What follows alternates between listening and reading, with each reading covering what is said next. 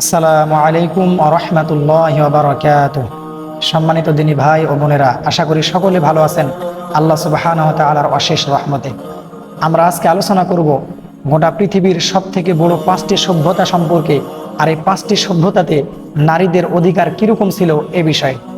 আসলে সেকুলার তথা ধর্মহীন প্রচার মাধ্যমগুলোর আক্রমণের প্রধান লক্ষ্যস্থল প্রায়ই ইসলামে নারীর মর্যাদা সম্পর্কিত বিষয়ে কিন্তু হয়ে থাকে। ইসলামী বিধিবিধানে নারীর নিগ্রহের বড় প্রমাণ হিসেবে প্রায় হিজাব, এমনকি ইসলামী পোশাককে চিহ্নিত করা হয়ে থাকে। নারীর জন্য হিজাব তথা ইসলামী পোশাক প্রবর্তনের পিছনে ধর্মীয় কারণগুলো বিশ্লেষণের আগে ইসলামের সক্রিয় আগমনের পূর্বে তৎকালীন সমাজে নারীর অবস্থা ও অবস্থার কীরকম ছিল তা আমাদের আজকে অবশ্যই আলোচনা করা প্রয়োজন। আসলে আমরা সকলেই জানি, ইসলাম পূর্বকালে সমাজে নারী ছিল অত্যন্ত মূল্যহীন এবং তারা ভোগ্যপণ্য হিসেবে ব্যবহৃত হতো। নাউযুবিল্লাহি মিন যালিক। আসলে ইতিহাস থেকে আমাদের শিক্ষা গ্রহণ করা উচিত। অতীতের সভ্যতাগুলোতে নারীর মর্যাদা কিরূপ ছিল?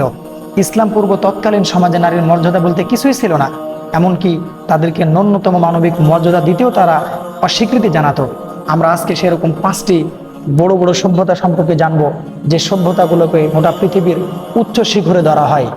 আর প্রথম একটা কথা বলে নেওয়া ভালো, এই সভ্যতাগুলো হচ্ছে আউট অফ ইসলাম, অর্থাৎ ইসলামের বাইরে। এটা ইসলামী সভ্যতা ছিল না। তো 1 নম্বরে আমরা যে সভ্যতাকে রেখেছি সেটা হচ্ছে ব্যাবিলনীয় সভ্যতা। আসলে ব্যাবিলনীয় আইনে নারী ছিল নিতান্ত মূল্যহীন। যাবতীয় অধিকার থেকে বঞ্চিত নারীদের অবস্থা এমন ছিল যে কোনো পুরুষ যদি কোনো নারীকে হত্যার অপরাধী হতো, তাহলে সেই পুরুষের পরিবর্তে তার আপন স্ত্রীকে মৃত্যুদণ্ড দেওয়া হতো। নাউযুবিল্লাহি মিন যালিক। আপনারাই দেখেন, দোষটা করলো কে আর দোষের ভাগিদার হলো কে? ব্যাবিলনীয় সভ্যতাতে নারীরা শুধু ভোগ্য বস্তু ছাড়া আর কোনো কিছুই ছিল না। নাউযুবিল্লাহি মিন যালিক। 2 নম্বর হচ্ছে গ্রিক সভ্যতা। গোটা পৃথিবীতে যত সভ্যতা রয়েছে, গ্রিক সভ্যতাকে গোটা পৃথিবীর সমস্ত সভ্যতার উপরে ধরা হয়। প্রাচীন সভ্যতাগুলোর মধ্যে গ্রিক সভ্যতা সবচেয়ে গৌরবোজ্জ্বল সভ্যতা হিসেবে ইতিহাসে স্থান করে নিয়েছে। তথাকথিত এই গৌরবোজ্জ্বল সভ্যতায় নারীর অবস্থা ছিল অত্যন্ত নিচে এবং সর্বপ্রকার অধিকার থেকে তারা ছিল বঞ্চিত। তাদেরকে অত্যন্ত ঘৃণার চোখে দেখা হতো।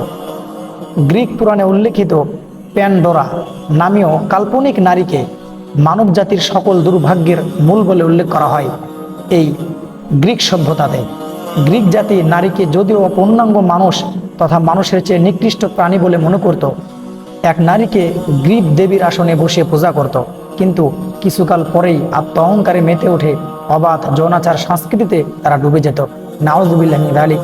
এমনকি গ্রিক সমাজের সর্বস্তরের মানুষ পতিতালয়ে যেতে অভ্যস্ত হয়ে ওঠে এবং এটা সর্বশ্রেণীর মানুষের সংস্কৃতিতে পরিণত হয়। এই হচ্ছে গ্রিক সভ্যতার অবস্থা। 3 নম্বর হচ্ছে রোমান সভ্যতা।